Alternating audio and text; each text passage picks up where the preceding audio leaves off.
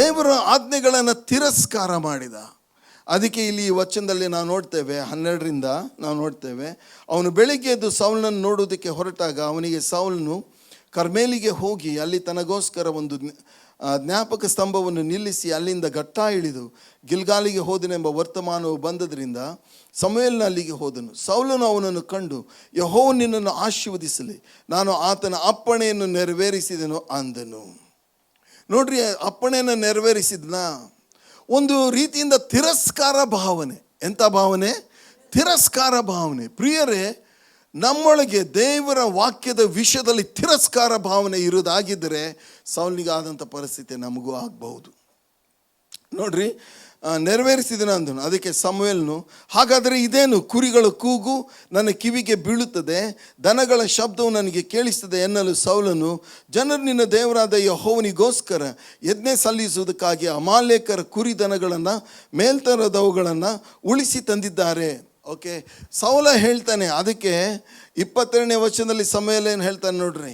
ಅದಕ್ಕೆ ಸಮುವೇಲನು, ಯೆಹೋವನು ವಿಧೇಯತ್ವಕ್ಕೆ ಮೆಚ್ಚುವಷ್ಟು ಯಜ್ಞ ಹೋಮಗಳಿಗೆ ಮೆಚ್ಚುತ್ತಾನೋ. ದೇವರಿಗೆ ವಿಧೇಯತೆ ಭಾಳ ಪ್ರಾಮುಖ್ಯ. ಆದರೆ ನಾವು ಏನು ಮಾಡ್ತೇವೆ? ಲೋಕದವ್ರು ಎಲ್ಲ ನಡ್ಕೊಳ್ಳೋ ರೀತಿಯಲ್ಲಿ ನಾವು ನಡ್ಕೊಳ್ತೇವೆ. ದೇವರು ಕೊಟ್ಟ ಆಜ್ಞೆಗಳನ್ನು ತಾತ್ಸಾರ ಮಾಡ್ತೇವೆ. ಪ್ರಿಯ ಸಹೋದರ ಸಹೋದರಿ, ದೇವರ ಆಜ್ಞೆಗಳು ಮುತ್ತುಗಳಿಗೆ ಸಮಾನ, ಮುತ್ತುಗಳಿಗಿಂತ ಶ್ರೇಷ್ಠವಾದದ್ದು. ನಾವು ಎಷ್ಟು ಅದಕ್ಕೆ ಬೆಲೆ ಕಟ್ತೇವೆ. ಯಾರು ದೇವರ ಆಜ್ಞೆಗಳನ್ನು ಕೈಕೊಂಡು ನಡೀತಾರೋ ಅವರೇ ಅವರನ್ನು ಸನ್ಮಾನಿಸುವವರು, ಅವರೇ ಅವರನ್ನು ಪ್ರೀತಿ ಮಾಡುವವರು. ಆದ್ದರಿಂದ ಪ್ರಿಯ ಸಹೋದರ ಸಹೋದರಿ, ನಮ್ಮ ದೇವರನ್ನು ನಾವು ಪ್ರೀತಿ ಮಾಡ್ತಾ ಇದ್ದೇವಾ?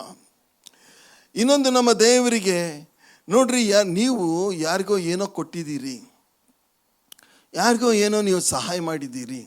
ಅವ್ರ ಕಣ್ಣೀರಲ್ಲಿದ್ದಾಗ ನೀವು ಅವರ ಕಣ್ಣೀರು ಒರೆಸಿದ್ದೀರಿ.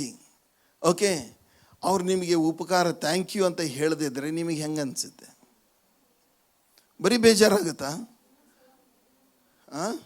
ನನ್ನ ಲೈಫಲ್ಲಿ ಹೇಳ್ರಿ, ನನ್ನ ಲೈಫಲ್ಲಿ ಇನ್ನೊಮ್ಮೆ ಅವರಿಗೆ ಸಹಾಯ ಮಾಡಿದರೆ ನನಗೆ ಹೊಡಿ ನೀನು.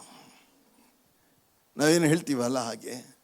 ಏನು ಹೇಳಿಲ್ಲ ನಾವು, ಪಾಸ್ಟ್ರೇ ನಿಮಗೆ ಗೊತ್ತಿಲ್ಲ ಅವ್ರು ಎಷ್ಟು ಕಷ್ಟದಲ್ಲಿ ಸಾಯ್ತಾ ಇದ್ರು ಪಾಸ್ಟ್ರೇ ಅವರು, ನಾವು ಅವ್ರಿಗೆ ಅಲ್ಲಿಂದ ನಾವು ಎತ್ತಿ ಮೇಲೆ ನಿಲ್ಸಿದ್ವಿ, ಒಂದು ಥ್ಯಾಂಕ್ಸ್ ಹೇಳಲಿಲ್ಲ ನಮಗೆ. ನಮ್ಮ ದೇವರಿಗೆ ನಾವು ಥ್ಯಾಂಕ್ಸ್ ಹೇಳ್ತೀವ? ಎಷ್ಟು ಸಾರಿ ನಾವು ಥ್ಯಾಂಕ್ಸ್ ಹೇಳೋದನ್ನು ನಾವು ಮರ್ತಿದ್ದೀವಿ. ನಮ್ಮ ದೇವರಿಗೆ ನಾವು ಉಪಕಾರ ಸ್ತುತಿ ಹೇಳೋದನ್ನು ನಾವು ಮರ್ತಿದ್ದೀವಿ. ಪ್ರಿಯ ಸಹೋದರ ಸಹೋದರಿ, ಬೆಲೆಯುಳ್ಳ ಸಂಗತಿಗಳು, ದೇವರು ನಮಗೆ ಮಾಡಿರುವಂಥ ಕೊಟ್ಟಿರುವಂಥ ಬೆಲೆಗಳು, ದೇವರಿಗೆ ನಾವು ಕೊಡಬೇಕಾದ ಮರ್ಯಾದೆ. ಪ್ರಿಯರೇ, ಲೋಕಕ್ಕೆಲ್ಲ ನಾವು ಮರ್ಯಾದೆ ಕೊಡ್ತೇವೆ, ಲೋಕದ ಸಂಗತಿಗಳಿಗೆ ಎಷ್ಟು ಬೆಲೆ ಕಟ್ತೇವೆ. ದೇವ್ರ ವಿಷಯ ನಾವು ಮಾತಾಡೋದಿಲ್ಲ, ದೇವರ ಆಜ್ಞೆಗಳನ್ನು ನಾವು ಕೈಕೊಂಡು ನಡೆಯೋದಿಲ್ಲ, ಸ್ವಾಮಿಯನ್ನು ನಾವು ಸ್ವೀಕಾರ ಮಾಡೋದಿಲ್ಲ. ಓಕೆ, ದೇವ್ರ ವಿಷಯ ಯಾವಾಗಲೂ ಲಾಸ್ಟ್. ನಮ್ಮ ಮನೆಯಲ್ಲಿ ಅವ್ರ ವಿಷಯ ಮಾತೇ ಇಲ್ಲ. ಆದರೆ ಪ್ರಿಯರೇ, ದೇವ್ರ ವಾಕ್ಯ ಹೇಳ್ತಿದೆ, ನನ್ನನ್ನು ಸನ್ಮಾನಿಸುವವರನ್ನು ನಾನು ಸನ್ಮಾನಿಸ್ತೇನೆ. ಅವರನ್ನು ಪೂರ್ಣ ಹೃದಯದಿಂದಲೂ ಪೂರ್ಣ ಬುದ್ಧಿಯಿಂದಲೂ ಪೂರ್ಣ ಪ್ರಾಣದಿಂದಲೂ ಪ್ರೀತಿಸಬೇಕಂತ. ಯಾಕೆ ನಾವು ಒಣಗಿ ಹೋಗ್ತೀವಿ ಅಂತ ಹೇಳಿದರೆ ಒಂದು ಕಾರಣ ಹೇಳ್ತೀನಿ. ಯಾವಾಗ ದೇವರ ವಿಷಯ, ದೇವರಿಗೆ ಕೊಡಬೇಕಾದ ಸನ್ಮಾನ, ಮಾನ, ಮರ್ಯಾದೆ, ನಾವು ಕೊಡಬೇಕಾದಂಥ ಮೊದಲನೇ ಪ್ರಾಮುಖ್ಯತೆ, ಪ್ರಾಶಸ್ತ್ಯ ನಾವು ಕೊಡೋದಿಲ್ವೋ, ಆವಾಗ ನಾವು ಒಣಗಿ ಹೋಗಲಿಕ್ಕೆ ನಾವು ಪ್ರಾರಂಭ ಮಾಡ್ತೇವೆ. ಈ ಅಮೇರಿಕದಲ್ಲಿ ಒಂದು ಏನಂತ ಹೇಳಿದ್ರೆ, ಸಂಡೇ ಅವರೆಲ್ಲ ಸ್ಪೋರ್ಟ್ಸಿಗೆ ಹೋಗ್ಬಿಡ್ತಾರೆ. ಚರ್ಚ್ಗಳೆಲ್ಲ ಖಾಲಿ, ಎಷ್ಟೊಂದು ಚರ್ಚ್ಗಳು ಎಲ್ಲ ಬೇಸ್ಬಾಲು, ಆಮೇಲೆ ಇದೆಂತ ಅದು ಫುಟ್ಬಾಲು, ಅದೆಲ್ಲ ನೋಡೋಕೆ ಹೋಗ್ತಾರೆ. ಪ್ರಿಯ ಸಹೋದರ ಸಹೋದರಿ, ಅವ್ರ ಜೀವನ ನೋಡ್ರಿ, ಒಣಗಿ ಹೋಗಿದೆ. ಒಣಗಿ ಹೋದ ಜೀವನ, ಮನೆಗಳೆಲ್ಲ ಹಾಳು. ಎಷ್ಟೊಂದು ಅವ್ರ ಜೀವನದಲ್ಲಿ ಆ ಒಂದು ದೇವರ ಆಶೀರ್ವಾದ, ಒಂದು ದೇವರು ಕೊಟ್ಟುವಂಥ ಒಂದು ಕಾಂತಿ ಅವರ ಜೀವನದಲ್ಲಿ ಇಲ್ಲವೇ ಇಲ್ಲ. ಅವರ ಜೀವನದಲ್ಲಿ ಸಮಾಧಾನ ಇಲ್ಲ. ಹಣ ಇದೆ. ಪ್ರಿಯರೇ, ದೇವರ ವಾಕ್ಯ ಹೇಳ್ತಿದೆ, ನೀವು ಮೊದಲು ದೇವರ ರಾಜ್ಯಕ್ಕೂ ನೀತಿಗಾಗಿಯೂ ತಾವು ಕಾಪಾಡ್ರಿ, ಆಗ ಇವೆಲ್ಲ. ಪ್ರಿಯರೇ, ಲೋಕದವರು ಹೆಂಗಾದರೂ ನಡ್ಕೊಳ್ಳಿ, ಆದರೆ ನಾವು ದೇವರ ಮಕ್ಕಳು, ನಾವು ನಡ್ಕೊಳ್ಳೋ ರೀತಿ ಬೇರೆ. ನಾವು ದೇವರಿಗೆ ಮೊದಲನೇ ಸ್ಥಾನ ಕೊಡ್ತೀವಿ. ದೇವರ ವಾಕ್ಯಕ್ಕೆ ಮೊದಲನೇ ಸ್ಥಾನ ಕೊಡ್ತೇವೆ. ಯೇಸು ಸ್ವಾಮಿಯನ್ನು ನಾವು ಸ್ವೀಕಾರ ಮಾಡ್ತೇವೆ. ಅವರಿಗೆ ನಾವು ಕೃತಜ್ಞತೆಯನ್ನು ನಾವು ಸಲ್ಲಿಸ್ತೇವೆ. ಅವರನ್ನು ನಾವು ಹಿಂಬಾಲಿಸ್ತೇವೆ. ಹೀಗೆ ನಾವು ಮಾಡುವಾಗ, ಅವರಿಗೆ ನಾವು ಉಪಕಾರ ಸ್ತುತಿಯನ್ನು ಸಲ್ಲಿಸುವಾಗ ನಾವು ಮುತ್ತುಗಳ ಬೆಲೆ ನಮಗೆ ಗೊತ್ತಾಗ್ತದೆ. ಇದು ಬೆಲೆ ಉಳ್ಳದ್ದು ಎಂಬುದನ್ನು ನಾವು ತಿಳ್ಕೊಳ್ತೇವೆ. ಅಷ್ಟು ಮಾತ್ರವಲ್ಲ, ಮುಂದೆ ನಾವು ನೋಡಿಕೊಳ್ಳೋಣ ದೇವರ ವಿಷಯದಲ್ಲಿ.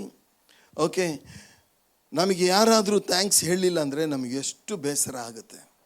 ಆದರೆ ಅನೇಕ ಸಾರಿ ದೇವರು ಮಾಡಿರುವ ಎಲ್ಲ ಕಾರ್ಯಗಳಿಗಾಗಿ ನಾವು ನೆನಪಲ್ಲಿ ಇಟ್ಕೊಳ್ಳೋದಿಲ್ಲ, ನಾವು ಉಪಕಾರ ಸ್ತುತಿ ಮಾಡೋದಿಲ್ಲ. ಸಂಡೇ ಬಂದಾಗ ಕೆಲವು ಸಾರಿ ಏನಾಗುತ್ತೆ ಅಂತ ಹೇಳಿದ್ರೆ, ಎಲ್ಲರೂ ದೇವರಿಗೆ ಸ್ತೋತ್ರ ಹೇಳ್ತಾರೆ, ನಾವು ಸ್ತೋತ್ರ ಹೇಳ್ತೇವೆ. ಆದರೆ ದೇವರು ಮಾಡಿರುವ ಒಂದೊಂದು ಕಾರ್ಯಗಳನ್ನು ದಾವೀದ ಹೇಳ್ತಾನೆ, ನನ್ನ ಮನವೇ ಯೆಹೋವನನ್ನು ಕೊಂಡಾಡು, ನನ್ನ ಸರ್ವೇಂದ್ರಿಗಳೇ ಆತನ ಪವಿತ್ರ ನಾಮವನ್ನು ಕೀರ್ತಿಸಿ. ನನ್ನ ಮನವೇ ಯೆಹೋವನನ್ನು ಕೊಂಡಾಡು, ಆತನ ಮಾಡಿದ ಉಪಕಾರಗಳಲ್ಲಿ ಒಂದನ್ನೂ ಮರಿಬೇಡ. ಹಲ್ಲೆಲೂಯಾ. ಓಕೆ, ಅನೇಕ ಸಾರಿ ಈಗ ಯಾರು ನಮಗೆ ಪರಿಚಯ ಇದ್ದವರು, ನಮ್ಮ ಜೊತೆಗೆ ಚೆನ್ನಾಗಿದ್ದವರು, ಈಗ ನಮ್ಮನ್ನು ನೋಡಿ ಮುಖ ತಿರುಗಿಸ್ಕೊಂಡು ಹೋಗ್ತಾರೆ. ಅವಾಗ ಏನು ಮಾಡ್ತೀರಾ? ಅವ್ರು ನೋಡಿ ನೀವು ಏನಂತೀರಾ? ನಮ್ಮನ್ನು ನೋಡಿನೂ ಮುಖ ತಿರುಗಿಸ್ಕೊಂಡು ಹೋಗ್ತಾರೆ. ನಿಮಗೆ ಹೇಗೆ ಅನ್ನಿಸ್ತಿದೆ ಆವಾಗ? ಮತ್ತೆ ಹೇಳ್ರಿ, ಇವಾಗ ನಮ್ಮನ್ನು ನೋಡಿನೂ ಮುಖ ತಿರುಗಿಸಿ ನಮ್ಮ ಹತ್ರ ಹೇಳ್ತಾರೆ, ಪಾಸ್ಟ್ರೇ ಮೊದಲು ಹೇಗಿದ್ರು, ಇವಾಗ ನಮ್ಮನ್ನು ನೋಡಿನೂ ನೋಡದೇ ಇದ್ದವ್ರಂಗೆ ಹೋಗಿಬಿಡ್ತಾರೆ. ಪ್ರಿಯ ಸಹೋದರ ಸಹೋದರಿ, ನಾವು ದೇವರನ್ನು ನೋಡಿದರೆ ಏನಾಗುತ್ತೆ? ದೇವರ ವಾಕ್ಯ ಹೇಳ್ತದೆ, ಕೀರ್ತನೆ 34:5 ಹೇಳ್ತದೆ, ಆತನನ್ನೇ ದೃಷ್ಟಿಸಿದವರು ಪ್ರಕಾಶವನ್ನು ಹೊಂದಿದರು, ಅವರು ಮುಖವು ಲಜ್ಜೆಯಿಂದ ಕೆಡುವುದೇ ಇಲ್ಲ. ಓಕೆ, ದೇವ್ರ ವಾಕ್ಯದಲ್ಲಿ ಇನ್ನೂ ಇಬ್ರಿಯ 12:1-2 ನೋಡ್ತೇವೆ, ಆದುದರಿಂದ ನಂಬಿಕೆಯನ್ನು ಹುಟ್ಟಿಸುವನು ಪೂರೈಸುವನಾಗಿರುವ ಯೇಸುವಿನ ಮೇಲೆ ದೃಷ್ಟಿ ಇಟ್ಟು. ಪ್ರಿಯರೇ, ನಾವು ಆತನ ಮೇಲೆ ದೃಷ್ಟಿ ಇಟ್ಟಿದ್ದೀವಿ. ಇದು ಬೆಲೆಯುಳ್ಳ ಸಂಗತಿ. It is a very valuable thing. ಯಾವಾಗ ನಾವು ಅವರ ಮೇಲೆ ದೃಷ್ಟಿ ಇಡ್ತೇವೋ ಅವರ ದೃಷ್ಟಿ ನಮ್ಮ ಮೇಲೆ ಬರ್ತದೆ, ಅವರ ಬೆಳಕು ನಮ್ಮ ಮೇಲೆ ಬರ್ತದೆ. ಪ್ರಿಯ ಸಹೋದರ ಸಹೋದರಿ, ಆದ್ದರಿಂದ ಅವರನ್ನು ನಾವು ದೃಷ್ಟಿಸೋದನ್ನು ನಾವು ನಿಲ್ಲಿಸೋದು ಬೇಡ. ನಾವು ಅವರನ್ನೇ ದೃಷ್ಟಿಸೋಣ. ಜನ ನಮ್ಮನ್ನು ನೋಡದೆ ಇದ್ದಾಗ ನಮಗೆಷ್ಟು ಬೇಸರ ಆಗುತ್ತೆ. ಆದರೆ ದೇವರನ್ನು ನಾವು ನೋಡುವುದಿಲ್ಲ. ದೇವರು ಹೇಳ್ತಾರೆ, ನನ್ನನ್ನು ದೃಷ್ಟಿಸು, ನನ್ನನ್ನು ನೋಡು. ಯೇಸುಸ್ವಾಮಿ ಹೇಳ್ತಾರೆ, ನನ್ನನ್ನು ನೋಡು. ಪೇತ್ರ ಯೋಹನ ಹೇಳಿದ್ರು ಏನಂತ ಹೇಳಿದ್ರೆ, ಬೆಳ್ಳಿ ಬಂಗಾರ ನನ್ನ ಹತ್ರ ಇಲ್ಲ. ಓಕೆ, ಯೇಸು ಕ್ರಿಸ್ತನ ಹೆಸರಿನಲ್ಲಿ, ನಜರೇತಿನ ಯೇಸು ಕ್ರಿಸ್ತನ ಹೆಸರಿನಲ್ಲಿ ನಡೆದಾಡು. ಲುಕ್ ಅನ್ ಟು ಜೀಸಸ್. ಯೇಸುವನ್ನೇ ನಾವು ನೋಡೋಣ. ಯೇಸುವನ್ನು ನಾವು ನೋಡ್ತಾ ಇರೋದಾಗಿದ್ದರೆ ಅವರ ಪ್ರಕಾಶ ನಮ್ಮ ಮೇಲೆ ಹರಿದು ಬರ್ತದೆ. ನಂಬಿಕೆ. ಇನ್ನೊಂದು ಕಡೆಗೆ ನಾವು ನೋಡ್ತೇವೆ, 121ನೇ ಕೀರ್ತನೆಯಲ್ಲಿ ಏನು ಹೇಳುತ್ತೆ?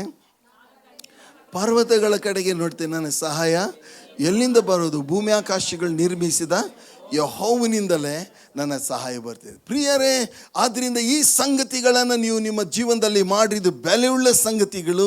ಅವರನ್ನೇ ದೃಷ್ಟಿಸೋಣ, ಅವರನ್ನು ಸ್ವೀಕರಿಸೋಣ, ಅವರ ವಿಷಯವನ್ನೇ ಮಾತಾಡೋಣ, ಅವರ ಆಜ್ಞೆಗಳನ್ನು ಕೈಕೊಂಡು ನಡೆಯೋಣ.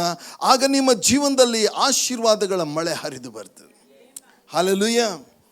ಓಕೆ, ದೇವನಾಮಕ್ಕೆ ಸ್ತೋತ್ರ. ಮುಂದೆ ನಾವು ನೋಡ್ತೇವೆ ಬ್ಲೆಸ್ಸಿಂಗ್ಸ್ ಬಗ್ಗೆ. ಬ್ಲೆಸ್ಸಿಂಗ್, ದೇವರು ಎಷ್ಟೊಂದು ಆಶೀರ್ವಾದಗಳನ್ನು ಮಾಡಿದ್ದಾರೆ. ನಾವು ಒಂದೊಂದು ಸಾರಿ ಅವರ ಆಶೀರ್ವಾದಗಳನ್ನು ಕೇರೇ ಮಾಡಲ್ಲ. Careless. We don't care for his blessing. ಅದಕ್ಕೊಂದು ಉದಾಹರಣೆಯನ್ನು ಬೈಬಲ್ನಿಂದ ನಾವು ನೋಡಿಕೊಳ್ಳೋಣ. ಇಬ್ರಿಯರಿಗೆ ಬರೆದ ಪತ್ರಿಕೆ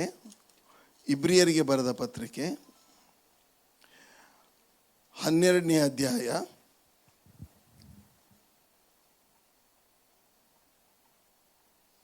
12ನೇ ಅಧ್ಯಾಯ 15ನೇ ವಚನದಿಂದ.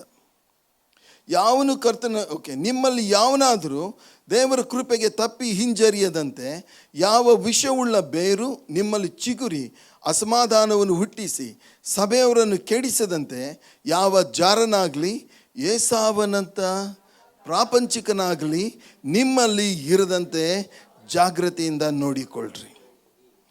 ಆ ಏಸಾವನು ಒಂದೇ ಒಂದು ಊಟಕ್ಕೋಸ್ಕರ ತನ್ನ ಚೊಚ್ಚಲತನದ ಹಕ್ಕನ್ನು ಕೊಟ್ಟುಬಿಟ್ಟನು. ಚೊಚ್ಚಲತನದ ಹಕ್ಕು ಅಂದರೆ ಏನು ಹೇಳ್ರಿ ನೋಡೋಣ. ಚೊಚ್ಚಲತನದ ಹಕ್ಕು ಅಂತ ಹೇಳಿದ್ರೆ ಯಾಕೋಬ ಏನು ಮಾಡಿದ ಅಂತ ಹೇಳಿದ್ರೆ, ಚೊಚ್ಚಲತನದ ಹಕ್ಕನ್ನು ಪಡ್ಕೊಂಡು ಅದರ ಅರ್ಥ ಏನಂತ ಹೇಳಿದ್ರೆ, ಆತನು ದೇವರು ಆಶೀರ್ವಾದಗಳಿಗೆ ಪಾತ್ರನಾದ, ಆತನು ಮೂಲ ಪಿತೃವಾದ. ಇಸ್ರಾಯೇಲ್ ದೇಶ ಅವನ ಮೂಲಕವಾಗಿ ಬರುವುದು ಮಾತ್ರವಲ್ಲ, ಯೇಸು ಕ್ರಿಸ್ತನ ಅವನ ಕುಟುಂಬದಲ್ಲಿ ಈ ಲೋಕಕ್ಕೆ ಇರಿದು ಬಂದರು. ಇದೆಲ್ಲ ಆಶೀರ್ವಾದ, ಇಸ್ರಾಯೇಲ್ ದೇಶದ ಮೇಲೆ ಬರತಕ್ಕ ಆಶೀರ್ವಾದ ಯಾರ ಮೇಲೆ ಬರಬೇಕಾಗಿತ್ತು? ಏಸಾವನ ಮೇಲೆ ಬರಬೇಕಾಗಿತ್ತು. ಅಷ್ಟು ದೊಡ್ಡ ಆಶೀರ್ವಾದಗಳನ್ನು ಎಷ್ಟಕ್ಕೆ ಬಿಟ್ಟುಕೊಟ್ಟ? ಒಂದು ಊಟಕ್ಕೋಸ್ಕರ ಬಿಟ್ಟುಕೊಟ್ಟ. ನಮ್ಮಲ್ಲಿ ಎಷ್ಟು ಜನ ದೇವರ ದೊಡ್ಡ ದೊಡ್ಡ ಆಶೀರ್ವಾದಗಳನ್ನು ಇವತ್ತು ಸಣ್ಣ ಸಣ್ಣ ಸಂಗತಿಗಳಿಗೆ ನಾವು ಬಿಟ್ಟುಕೊಡ್ತೇವೆ. ಇವತ್ತು ನಾವು ದೇವರಿಗೆ ಮೊದಲನೇ ಪ್ರಾಶಸ್ತ್ಯ ಕೊಡೋದಿಲ್ಲ. ಪ್ರೇಯರಿಗೆ ನಮಗೆ we don't care for prayer, we don't care for word of god, we don't care for god, we don't care for church, we don't all these things. ಅವೆಲ್ಲ ಆಮೇಲೆ. ಮೊದಲು ಏನಂತ ಹೇಳಿದ್ರೆ ಕೆಲಸ, ಮೊದಲು ಮಕ್ಕಳು, ಮೊದಲು ಎಲ್ಲ. ಇವೆಲ್ಲ ಮೊದಲು ನೀವು ಇಟ್ಕೊಂಡಿದ್ದೀರಲ್ಲ, ಅದೇ ನಿಮ್ಮನ್ನು ಹಾಳು ಮಾಡೋದು. ಯಾಕಂದರೆ ದೇವ್ರ ವಾಕ್ಯದಲ್ಲಿ ಸ್ಪಷ್ಟವಾಗಿ ಹೇಳುತ್ತೆ, ದೇವರನ್ನು ಮೊದಲನೇದಾಗಿ ಇಟ್ಕೊಳ್ರಿ, ದೇವರಿಗೆ ಮೊದಲನೇ ಪ್ರಾಶಸ್ತ್ಯ ಕೊಡ್ರಿ. ಇವನು ಏನು ಮಾಡಿದ ಅಂತ ಹೇಳಿದ್ರೆ, ದೇವರ ಆಶೀರ್ವಾದಕ್ಕೆ ಸ್ವಲ್ಪನೂ ಬೆಲೆ ಕೊಡಲಿಲ್ಲ, ಸ್ವಲ್ಪನೂ ಬೆಲೆ ಕೊಡ. He didn't care for what is that God, what is that God's blessing, who cares for prayer. ಇವತ್ತು ಪ್ರೇಯರ್ ಮೀಟಿಂಗಿಗೆ ಕರೆದ್ರೆ ನೋಡ್ರಿ ಎಷ್ಟು ಜನ ಬರ್ತಾರೆ. ಪ್ರೇಯರ್ ಮೀಟಿಂಗಿಗೆ ಜನ ಬರೋಕ್ಕೆ ಹಿಂಜರಿತಾರೆ, ಬರೋಕ್ಕೆ ಮನಸ್ಸೇ ಮಾಡೋದಿಲ್ಲ. ಯಾಕೆಂತ ಹೇಳಿದ್ರೆ ಅವರಿಗೆ ಅದರ ಬೆಲೆ ಗೊತ್ತಿಲ್ಲ, ಮುತ್ತುಗಳ ಬೆಲೆ ಅವರಿಗೆ ಗೊತ್ತಿಲ್ಲ. ಪ್ರಿಯ ಸಹೋದರ ಸಹೋದರಿ, ಏಸಾವ ಏನು ಮಾಡಿದಂದರೆ ಒಂದು ಊಟಕ್ಕೋಸ್ಕರ ಅದನ್ನು ಬೀಸಾಕಿದ. ಇವತ್ತು ನಾವು ಸಹ ದೇವರ ವಿಷಯದಲ್ಲಿ ಆಸಕ್ತಿ ನಮಗಿಲ್ಲ, ವಾಕ್ಯದ ವಿಷಯದಲ್ಲಿ ಆಸಕ್ತಿ ಇಲ್ಲ, ಪ್ರಾರ್ಥನೆ ವಿಷಯದಲ್ಲಿ ಆಸಕ್ತಿ ಇಲ್ಲ. We have so many other matters, we have so many other things. ಅದು ನಮಗೆ ಮೊದಲು, ಆಮೇಲೆ ದೇವರು. ಹಾಗೆ ಬೈಬಲ್ ನಮಗೆ ಹೇಳೋದಿಲ್ಲ, ಬೈಬಲ್ ನಮಗೆ ಹಾಗೆ ಹೇಳೋದಿಲ್ಲ. ಇವತ್ತು ಏನಾದರೂ ಒಂದು ಕೆಲಸ ಬಂತ, ಚರ್ಚಿಗೆ ಚಕ್ಕರ್. ಯಾಕೆ ಬರಲಿಲ್ಲ ಚರ್ಚಿಗೆ? ಇಲ್ಲ ಸರ್, ಭಾಳ ಇಂಪಾರ್ಟೆಂಟ್ ಕೆಲಸ ಇತ್ತು, ಪರ್ಸ್ನಲ್ ಮ್ಯಾಟ್ರ್ ಇತ್ತು, ಏನೋ ಒಂದು ವೈಯಕ್ತಿಕ. ಪ್ರಿಯರೇ, ನೆನಪಲ್ಲಿ ಇಟ್ಕೊಂಡಿರ್ರಿ, ಗಾಡ್ ಈಸ್ ವಾಚಿಂಗ್. ದೇವರು ಗಮನಿಸ್ತಾ ಇದ್ದಾರೆ. ಎಲ್ಲ ಇದ್ದ ಹಾಗೇನೇ ಇರುವುದಿಲ್ಲ. ಒಂದು ದಿವಸ ಮೇಲೆ ಹೋಗಿದ್ರಲ್ಲ, ಮೆಲ್ಲ ಕೆಳಗೆ ಇಳಿಯೋಕ್ಕೆ ಪ್ರಾರಂಭ ಆಗ್ತೀರಿ. ಆದ್ದರಿಂದ ದೇವರಿಗೆ ಕೊಡಬೇಕಾದದ್ದನ್ನು ನಾವು ಕೊಡಲೇಬೇಕು. ಆಗ ಖಂಡಿತವಾಗಿ ದೇವರು ಆಶೀರ್ವಾದ ಮಾಡ್ತಾರೆ. ಒಂದು ಸರ್ತೆ ನಾವು ಒಬ್ಬರಿಗೆ ಒಂದು ಗಿಫ್ಟ್ ಕೊಟ್ವಿ. ನೀವು ಯಾರಿಗೋ ಒಂದು ಗಿಫ್ಟ್ ಕೊಟ್ಟಿರ್ತೀರಿ, ಅದನ್ನು ಎತ್ತಿ ಅವ್ರು ಬೀಸಾಕಿದ್ರೆ ನಿಮ್ಗೆ ಹೆಂಗೆ ಅನಿಸುತ್ತೆ? ನೀವು ಒಂದು ಗಿಫ್ಟ್, ನಾವು ಒಳ್ಳೆ ರ್ಯಾಪ್ ಮಾಡಿ ಒಳ್ಳೆ ಗಿಫ್ಟೇ ಕೊಟ್ಟಿದ್ದೀವಿ, ಅದನ್ನೇನು ಮಾಡಿದ್ರು ಅಂದರೆ ಅವರು ಅದನ್ನು ಬಿಚ್ಚಲೂ ಇಲ್ಲ, ಅದಲ್ಲೇ ಬೀಸಾಕಿ ಇಟ್ಬಿಟ್ಟು ಹೋದರು. ನಮಗೆ ಹೇಗೆ ಅನಿಸುತ್ತೆ? ದೇವರು ನಮಗೆ ಕೊಟ್ಟಿರುವಂಥ ಆಶೀರ್ವಾದ. ಏಸಾವ ಏನು ಮಾಡಿದ ಅಂದರೆ ಎತ್ತಿ ಬೀಸಾಕಿದ. ದೇವರು ಅದನ್ನು ನೋಡಿದ್ರು, ಅವನೇ ಕಳ್ಕೊಂಡ, ಯಾಕೋಬ ಪಡ್ಕೊಂಡ. ಆದ್ದರಿಂದ ಪ್ರಿಯ ಸಹೋದರ ಸಹೋದರಿ, ಇವತ್ತು ಎಚ್ಚರಿಕೆಯಿಂದ ಇರೋಣ. ಓಕೆ, ಈ ವಿಷಯಗಳನ್ನು ನಾವು ಗಮನಿಸೋಣ. ದೇವರಿಗೆ ಕೊಡಬೇಕಾದಂಥ ಮರ್ಯಾದೆಯನ್ನು ನಾವು ಕೊಡೋಣ. ಓಕೆ, ಮುಂದೆ ನಾವು ನೋಡ್ತೇವೆ ಒಂದು ದೇವರ ನಾಮ. ನಾವು ಇಸ್ರೇಲ್ಗೆ ಹೋದಾಗ ಕುಮ್ರನ್ ಅಂತ ಒಂದು ಸ್ಥಳ ಇದೆ, ಕುಮ್ರನ್ ಕೇವ್ಸ್ ಅಂತ, ಕುಮ್ರನ್ ಗವಿಗಳಂತ. ಅಲ್ಲಿ ದೇವರ ವಾಕ್ಯದ ಅನೇಕ ಒರಿಜಿನಲ್ ಪ್ರತಿಗಳನ್ನು ಅಲ್ಲಿ ಸಿಕ್ಕಿದೆ. ಅದು ಕುಮ್ರನ್ ಕೇವ್ಸ್ ಅಂತ ಹೇಳ್ತಾರೆ. ಓಕೆ, ಅಲ್ಲಿ ದೇವರ ಹೆಸರಿಗೆ ಎಷ್ಟು ಮರ್ಯಾದೆ ಕೊಡ್ತಾರೆ ಅದನ್ನು ನಾನು ನಿಮಗೆ ಹೇಳ್ತೇನೆ. ಅಲ್ಲಿ ಒಂದು ದೊಡ್ಡ ಹಾಲ್ ಇದೆ, ಹಾಲಲ್ಲಿ ನೀರಿನ ಟ್ಯಾಂಕ್ ಇದೆ. ಅಲ್ಲಿ ಕೂತ್ಕೊಂಡು ಅವರೆಲ್ಲ ಈ ಧರ್ಮಶಾಸ್ತ್ರವನ್ನು, ಹಳೆ ಒಡಂಬಡಿಕೆಯನ್ನು ಬರೀತಾ ಇದ್ರು. ಅಲ್ಲಿರುವಂಥ ಒರಿಜಿನಲ್ ಕೆಲವು ಮ್ಯಾನುಸ್ಕ್ರಿಪ್ಟ್ಸ್ ಎಲ್ಲ ಅಲ್ಲಿ ಹಾಕಿದ್ದಾರೆ. ಓಕೆ, ಅವ್ರು ಅಲ್ಲಿ ಹೇಳ್ತಾರೆ ಯಾಕೆ ಅಲ್ಲಿ ನೀರಿನ ಟ್ಯಾಂಕ್ ಇದೆ ಅಂತ ಹೇಳಿದ್ರೆ, ಅವರು ಪ್ರವಾದನೆಗಳನ್ನು, ಹಳೆ ಒಡಂಬಡಿಕೆಯನ್ನು, ಟೋರಾ ಬರಿತಾ ಇರಬೇಕಾದ್ರೆ ಯಾವಾಗ ಯಾವೇ ಅಂತ ಬರಿಬೇಕಂತ ಬಂತು, ಯೆಹೋವನ ಹೆಸರು ಬರಿಬೇಕಾದ್ರೆ ಅವರು ಎದ್ದು ಹೋಗಿ ತಮ್ಮ ಕೈ ಕಾಲುಗಳನ್ನು ತೊಳ್ಕೊಂಡು ಬಂದು ಆಮೇಲೆ ಯಾವೇ ಅಂತ ಬರಿತಾ ಇದ್ರು. ಓಕೆ, ಅಷ್ಟು ದೇವರ ನಾಮಕ್ಕೆ ಮರ್ಯಾದೆ. ನೀವು ದೇವರಿಗೆ ಕೊಡಬೇಕಾದ ಸನ್ಮಾನ ನೀವು ಕೊಡ್ರಿ, ನನ್ನನ್ನು ಸನ್ಮಾನಿಸುವವರನ್ನು ನಾನು ಸನ್ಮಾನಿಸ್ತೇನಂತ ದೇವರು ಹೇಳ್ತಾರೆ. ಅನೇಕ ಸಾರಿ ನಮ್ಗೆ ಕೆಲವು ವಿಷಯದ ಬೆಲೆ ನಮಗೆ ಗೊತ್ತಿರುವುದಿಲ್ಲ. ಮೋಶೆಯನ್ನು ಕರೀರಿ, ಮೋಶೆಯನ್ನು ಭೇಟಿಯಾಗ್ರಿ, ಹನ್ನಳನ್ನು ಭೇಟಿಯಾಗ್ರಿ. ಓಕೆ, ದಾನಿಯೇಲನನ್ನು ಭೇಟಿಯಾಗ್ರಿ, ದಾವೀದನನ್ನು ಭೇಟಿಯಾಗ್ರಿ, ಯೇಸುಸ್ವಾಮಿಯ ಶಿಷ್ಯರನ್ನು ಭೇಟಿಯಾಗ್ರಿ, ಅವರಿಗೆ ಕೇಳ್ರಿ, ಪ್ರಾರ್ಥನೆ ಬಗ್ಗೆ ಅವ್ರಿಗೆ ಕೇಳ್ರಿ. ಅವ್ರು ಹೇಳ್ತಾರೆ ಪ್ರಾರ್ಥನೆಗೆ ಎಷ್ಟು ಬೆಲೆ ಇದೆ. There is so much value for prayer. ಪ್ರಾರ್ಥನೆಗೆ ಇರುವಂಥ ಬೆಲೆ ಎಷ್ಟು ಅಂತ ಅವರು ಹೇಳ್ತಾರೆ. ಯಾಕೆ ಅಂತ ಹೇಳಿದ್ರೆ, ಮೋಶೆ ಹೋರಾಟದಲ್ಲಿ ಇದ್ದಾಗ, ಸಂಕಟದಲ್ಲಿ ಇದ್ದಾಗ, ಅವನು ಹೋಗಿ ದೇವರ ಹತ್ರ ಪ್ರಾರ್ಥನೆ ಮಾಡಿದಾಗ ಪರಲೋಕ ತೆರೀತದೆ. ದೇವರು ಆಕಾಶದಿಂದ ಇಳಿದು ಬಂದು ಆ ಮಂಜೂಷದ ಮೇಲೆ ಇಳಿದು ಬರ್ತಾರೆ. ಮೋಶೆಗೆ ಕೇಳಿ ನೋಡ್ರಿ ಪ್ರಾರ್ಥನೆ ಬೆಲೆ ಎಷ್ಟು ಅಂತ ಅವನಿಗೆ ಗೊತ್ತಿದೆ. ಹನ್ನಳು ಹೋರಾಟದಲ್ಲಿದ್ಲು, ದುಃಖದಲ್ಲಿದ್ಲು, ಕಣ್ಣೀರಲ್ಲಿದ್ಲು. ಜನ ಅವಳು ನೋಡಿ ನಗ್ತಾ ಇದ್ರು. ವರ್ಷ ಸಿಲೋವಿಗೆ ಹೋಗ್ತಾ ಇದ್ಲು. ಅವಳು ಪ್ರಾರ್ಥನೆ ಮಾಡಿದ್ಲು. ಪ್ರತಿ ಸಾರಿ ಹೋಗಿ ಪ್ರಾರ್ಥನೆ. ಒಂದು ಸಾರಿ ಅವಳಿಂದ ದೇವರ ದುಃಖನೇ ತೆಗೆದಾಕ್ಬಿಟ್ರು. ಅವಳ ಮುಖ ಅರಳಿತು. ಹಲ್ಲೆಲೂಯಾ. ಪ್ರಿಯರೇ, ಪ್ರಾರ್ಥನೆ ಬೆಲೆ ಅವರಿಗೆ ಗೊತ್ತದೆ, ನಮಗೆ ಗೊತ್ತಿಲ್ಲ. ಅಮೇರಿಕಾದಲ್ಲಿ ಅನೇಕರಿಗೆ ಪ್ರಾರ್ಥನೆ ಬೆಲೆ ಗೊತ್ತಿಲ್ಲ. ಯಾಕಂದರೆ ಅವ್ರಿಗೆ ಯಾವ ಕೊರತೆನೂ ಇಲ್ಲ. ಪ್ರಿಯರೇ, ಆದರೆ ನಮಗೆ ಗೊತ್ತದೆ ಪ್ರಾರ್ಥನೆ ಬೆಲೆ ಎಷ್ಟು ಅಂತ. ಶಿಷ್ಯರನ್ನು ನೋಡ್ರಿ, ಅವರು ಪ್ರಾರ್ಥನೆ ಮಾಡಿದ್ರು. ಪ್ರಾರ್ಥನೆ ಬೆಲೆ, ಪ್ರಾರ್ಥನೆ ಶಕ್ತಿ ಎಷ್ಟು ಅಂತ ಶಿಷ್ಯರಿಗೆ ಗೊತ್ತದೆ. ಮೋಶೆ ಪ್ರಾರ್ಥನೆ ಮಾಡಿದ, ದೇವರೇ ಕೆಳಗೆ ಬಂದರು. ಶಿಷ್ಯರು ಪ್ರಾರ್ಥನೆ ಮಾಡಿದ್ರು, ಜಗತ್ತನ್ನೇ ದೇವರು ಅಲ್ಲಾಡಿಸಿಬಿಟ್ರು. ಭೂಕಂಪ ಆಯಿತಂತೆ. ಹಲ್ಲೆಲೂಯಾ. ಆದ್ದರಿಂದ ಪ್ರಿಯ ಸಹೋದರ ಸಹೋದರಿ, ಈ ಸಂಗತಿಗಳಿಗೆ ನಾವು ಬೆಲೆ ಕೊಡೋಣ. ದೇವ್ರ ವಾಕ್ಯ ಹೇಳ್ತದೆ, ನನ್ನನ್ನು ಸನ್ಮಾನಿಸುವವರನ್ನು ನಾನು ಸನ್ಮಾನಿಸಿದೆ.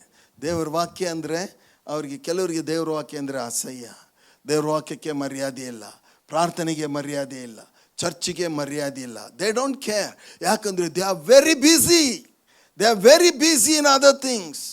ಯಾಕೆ ಜನ ದೇವರ ವಾಕ್ಯಕ್ಕೆ, ಇನ್ನೊಂದು ಬಹಳ ಪ್ರಾಮುಖ್ಯವಾದ ಸಂಗತಿ ಏನಂತ ಹೇಳಿದ್ರೆ, ದೇವ್ರ ವಾಕ್ಯದಲ್ಲಿ ನಾವು ನೋಡ್ತೇವೆ,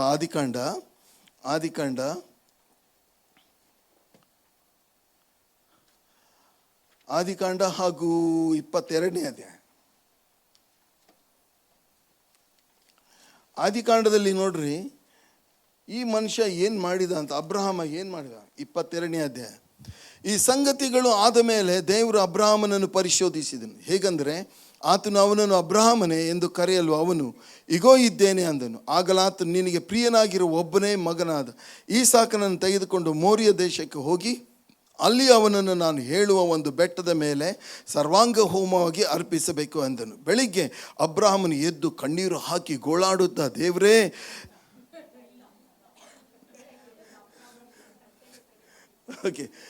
ಹಂಗೆ ಹೇಳಿದಾಗ ನೋಡ್ರಿ, ಅಬ್ರಹಾಮನಿಗೆ ಆಶೀರ್ವಾದಗಳ ಕೊರತೆ ಇರಲಿಲ್ಲ. ಅವನಿಗೆ ಬೇಕಾದಷ್ಟು ಹಸುಗಳು, ಆ ಚಿನ್ನ ಬೆಳ್ಳಿ ಎಲ್ಲ ಅವನ ಹತ್ರ ಇದೆ. ಅವನಿಗೆ ಯಾವ ಕೊರತೆನೂ ಇರಲಿಲ್ಲ. ಒಂದೇ ಒಂದು ದೊಡ್ಡ ಕೊರತೆ ಇತ್ತು. ಯಾವುದು? ಮಕ್ಕಳ ಕೊರತೆ ಇತ್ತು. ಅದು 100 ವರ್ಷಗಳಾದ ಮೇಲೆ ಈ ಮಗುವ ಸಿಕ್ಕ ಮೇಲೆ ದೇವರೇನು ಹೇಳ್ತಾ ಇದ್ದಾರೆ, ಇವನು ತಗೊಂಡೋಗಿ ಏನು ಮಾಡು, ಸರ್ವಾಂಗ ಹೋಮವಾಗಿ ಅರ್ಪಿಸು, ಅವನನ್ನು ಬಲಿ ಕೊಡು ಅಂತ ಹೇಳಿದಾಗ ಅವನೇನು ಮಾಡ್ತಾನೆ, ಬೆಳಿಗ್ಗೆ ಅಬ್ರಾಹ್ಮನು ಎದ್ದು ಕತ್ತೆಗೆ ತಡಿ ಹಾಕಿಸಿ ಯಜ್ಞಕ್ಕೆ ಬೇಕಾದ ಕಟ್ಟಿಗೆಯನ್ನು ಓಡಿಸಿ ತನ್ನ ಸೇವಕರಲ್ಲಿ ಇಬ್ಬರನ್ನು, ತನ್ನ ಮಗನಾದ ಈಸಾಕನನ್ನು ಕರೆಕೊಂಡು ದೇವರು ಹೇಳಿದ ಸ್ಥಳಕ್ಕೆ ಹೊರಟನು. ಪ್ರಿಯರೇ, ಹಾಗಾದರೆ ಅಬ್ರಾಹ್ಮ ಮಾಡಿದ್ದೇನು ಅಂತ ಹೇಳಲ್ಲ ನಾನು ನಿಮಗೆ. ಅವನು ಹೇಳಿದ, ಈ ಮಗ ಇಷ್ಟು ಬೆಲೆ ಉಳ್ಳವನಾಗಿದ್ರು ಇದಕ್ಕಿಂತ ಬೆಲೆ ಉಳ್ಳದು ನನ್ನ ದೇವರು. ಹಲ್ಲೆಲೂಯಾ. ನಾವು ಹೆಂಡತಿಗೆ ಎಷ್ಟು ಮರ್ಯಾದೆ ಕೊಡ್ತೇವೆ, ಗಂಡನಿಗೆ ಎಷ್ಟು ಮರ್ಯಾದೆ ಕೊಡ್ತೇವೆ, ತಂದೆ ತಾಯಿಗಳಿಗೆ ಎಷ್ಟು ಮರ್ಯಾದೆ ಕೊಡ್ತೇವೆ. ದೇವ್ರ ಕಡೆ ಲಾಸ್ಟಿಗೆ. ಪ್ರಿಯರೇ, ಒಂದೇ ಮಾರ್ಗ ಸಭೆಯಲ್ಲಿ ನಾನು ಹೇಳೋದೇನೆಂದರೆ, ದೇವರಿಗೆ ಮೊದಲನೇ ಸ್ಥಾನ ಕೊಡ್ರಿ, ಪ್ರಾರ್ಥನೆಗೆ ಮೊದಲನೇ ಸ್ಥಾನ ಕೊಡ್ರಿ, ಸಭೆಗೆ ಮೊದಲನೇ ಸ್ಥಾನ ಕೊಡ್ರಿ. ಯಾಕಂತ ಹೇಳಿದ್ರೆ ಉಳಿದ ಸಂಗತಿಗಳು, ಅಬ್ರಾಹ್ಮ ಹಾಗೆ ಮಾಡಿದ, ದೇವರಿಗೆ ಮೊದಲನೇ ಸ್ಥಾನ ಕೊಟ್ಟ. ಮಗನಿಗೆ ಮಗನ್ ತಗೊಳ್ತೀಯ, ತಗೋ ಅಂತ ಹೇಳಿದ. ದೇವ್ರು ಏನು ಮಾಡಿದ್ರು ಗೊತ್ತಾ? ಇವತ್ತಿಗೆ ಜಗತ್ತಿಗೆ ಅಬ್ರಾಹ್ಮನನ್ನ ಆಶೀರ್ವಾದ ನಿಧಿಯಾಗಿ ಮಾಡಿದ್ರು. ನಮಗೆ ಆಶೀರ್ವಾದ ಬೇಕು. ಒಂದು ವೇಳೆ ಅವನ ಮಗನನ್ನು ಕೊಡದೆ, ನಾನು ಕೊಡಕ್ಕೆ ಸಾಧ್ಯ ಇಲ್ಲ ಸ್ವಾಮಿ, 100 ವರ್ಷ ಆದ ಮೇಲೆ ಪಡ್ಕೊಂಡಿದ್ದೀನಿ ಅಂದಿದ್ರೆ, ಇವತ್ತು ಅಬ್ರಾಹ್ಮನ ಆಶೀರ್ವಾದಗಳು ಯಾರ ಮೇಲೆ ಬರ್ತಾ ಇರಲಿಲ್ಲ? ಅಬ್ರಾಹ್ಮನನ ದೇವರ ಆಶೀರ್ವಾದನೂ ಮಾಡ್ತಾ ಇರಲಿಲ್ಲ. ಅಬ್ರಾಹ್ಮ ಹೇಳಿದ ಏನಂತ ಹೇಳಿದ್ರೆ, ನಿನಗಿಂತ ಇವನು ದೊಡ್ಡವನು ಅಲ್ಲ. ನಿನಗಿಂತ ಇವನು ದೊಡ್ಡವನು ಅಲ್ಲ. ಯಾರಾದರೂ ತನ್ನ ಹೆಂಡತಿಯನ್ನಾಗಲಿ, ಗಂಡನನ್ನಾಗಲಿ, ಮಗನನ್ನಾಗಲಿ, ಮಗಳನ್ನಾಗಲಿ ನನಗಿಂತ ಹೆಚ್ಚಾಗಿ ಪ್ರೀತಿ ಮಾಡೋದಾದರೆ ಅವ್ರು ನನಗೆ ಯೋಗ್ಯರಲ್ಲ ಅಂತ ಸ್ವಾಮಿ ಹೇಳಿದ್ದಾರೆ. ಆದ್ದರಿಂದ ಪ್ರಿಯರೇ, ಯಾಕೆ ಜನ ದೇವರಿಗೆ ಮರ್ಯಾದೆ ಕೊಡುವುದಿಲ್ಲ, ಯಾಕೆ ಜನ ದೇವರಿಗೆ ಮೊದಲನೇ ಸ್ಥಾನ ಕೊಡುವುದಿಲ್ಲ ಅಂತ ನಾವು ವಾಕ್ಯದಲ್ಲಿ ನೋಡೋದಾದರೆ, ಮೊದಲನೇದಾಗಿ ಕೆಲವು ದೇವರನ್ನು ನಂಬೋದೇ ಇಲ್ಲ. ದೆವ್ವಗಳು ನಂಬ್ತವೆ. ಯಾಕೋಬನ ಪತ್ರಿಕೆ 2:17-19 ನಾವು ನೋಡ್ತೇವೆ, ದೆವ್ವಗಳು ದೇವರನ್ನು ನಂಬಿ ಹೆದರಿ ನಡುಗ್ತವೆ, ಆದರೆ ಮನುಷ್ಯರಿಗೇನಿಲ್ಲ, ಭಯ ಇಲ್ಲ. ಎರಡನೇದಾಗಿ ಕೆಲವರಿಗೆ ದೇವರಲ್ಲಿ ಆಸಕ್ತಿನೇ ಇಲ್ಲ. ಕೆಲವರಿಗೆ ದೇವರಲ್ಲಿ ಆಸಕ್ತಿನೇ ಇಲ್ಲ. ಸಭೆಗೆ ಬರ್ತಾರೆ, ಆದರೆ ಯಾರಲ್ಲಿ ಆಸಕ್ತಿ ಇಲ್ಲ? ದೇವರಲ್ಲಿ. ಇವತ್ತಿನ ಫ್ಯಾಷನ್ ಏನು, ಇವತ್ತಿನ ನ್ಯೂಸ್ ಏನು, ಇವತ್ತಿನ ಪಾಲಿಟಿಕ್ಸ್ ಏನು, ಇವತ್ತಿನ ಇದೇನು ಅದೇನು, ಊಟ ಏನು, ತಿಂಡಿ ಏನು, ಇದನ್ನೇ ಮಾತಾಡ್ತಾರೆ ಹೊರತಾಗಿ ದೇವ್ರ ವಿಷಯ ಮಾತಾಡೋದಿಲ್ಲ. ಓಕೆ, ಮುಂದೆ ನಾವು ನೋಡ್ತೇವೆ, they don't care for god. ಅವ್ರೇನು ಹೇಳ್ತಾರೆ ಅಂದರೆ, ನೀನು ಎಲ್ಲ ವಿಷಯ ಮಾತಾಡಪ್ಪ, ದೇವ್ರ ದಿಂಡ್ರ ಆ ವಿಷಯ ಮಾತಾಡಲೇಬೇಡ ಅಂತಾರೆ. ಆದ್ದರಿಂದ ಪ್ರಿಯರೇ, ಒಣಗಿ ಹೋಗ್ತಾರೆ. ಮುಂದೆ ನಾವು ನೋಡ್ತೇವೆ, ಲೋಕವನ್ನು ಅವರು ಪ್ರೀತಿ ಮಾಡ್ತಾ ಇರೋದ್ರಿಂದ ದೇವ್ರ ವಿಷಯ ಅವರು ಮಾತಾಡೋದಿಲ್ಲ. ಏನನ್ನ ಪ್ರೀತಿ ಮಾಡ್ತಾರೆ? ಲೋಕವನ್ನು ಪ್ರೀತಿ ಮಾಡೋದ್ರಿಂದ ದೇವ್ರ ವಿಷಯ ಅವರು ಮಾತಾಡೋದಿಲ್ಲ. ಕಡೆದಾಗಿ ನಾವು ನೋಡ್ತೇವೆ, ಅವರಿಗೆ ದೇವರ ಭಯ ಇಲ್ಲ, ಜನರ ಭಯ ಇದೆ. ಯಾಕೆ ದೇವ್ರ ವಿಷಯ ಮಾತಾಡೋದಿಲ್ಲ ಅಂದರೆ, ಅವ್ರಿಗೆ ಯಾರ ಭಯ ಇದೆ? ದೇವ್ರ ಭಯ, ಮನುಷ್ಯರ ಭಯ ಇದೆ. ಆದ್ದರಿಂದ ಪ್ರಿಯ ಸಹೋದರ ಸಹೋದರಿ, ದೇವ್ರ ವಾಕ್ಯ ಹೇಳ್ತದೆ, ನನ್ನನ್ನು ಸನ್ಮಾನಿಸುವವರನ್ನು ನಾನು ಸನ್ಮಾನಿಸ್ತೇನೆ. ಓಕೆ, ಸ್ವಾಮಿ ಹೇಳ್ತಾರೆ, ನೀವು ನನ್ನನ್ನು ಪೂರ್ಣ ಹೃದಯದಿಂದಲೂ, ಪೂರ್ಣ ಬುದ್ಧಿಯಿಂದಲೂ, ಪೂರ್ಣ ಪ್ರಾಣದಿಂದಲೂ ಪ್ರೀತಿಸಬೇಕು. ಅದನ್ನು ದೇವರು ನಮಗೆ ಹೇಳಿದ್ದಾರೆ. ಸುಮ್ಮನೆ ನಾವು ಕ್ರಿಶ್ಚಿಯನ್ರಾಗಿದ್ದೇವೆ, ಯೇಸುವನ್ನು ಅಂಗೀಕಾರ ಮಾಡಿದ್ದೇವೆ, ನಾವು ಲೋಕಕ್ಕೋಸ್ಕರ ಜೀವಿಸ್ತಾ ಇದ್ದೇವೆ. ಪ್ರಿಯರೇ, ದೇವರ ಎಲ್ಲ ಆಶೀರ್ವಾದಗಳನ್ನು ನಾವು ದೇವರ ಮಕ್ಕಳಾಗಿಯೂ ಕಳ್ಕೊಳ್ತೇವೆ. ಹಾಗೆ ಆಗದಂತೆ ದೇವರು ನಮಗೆ ಸಹಾಯ ಮಾಡಲಿ.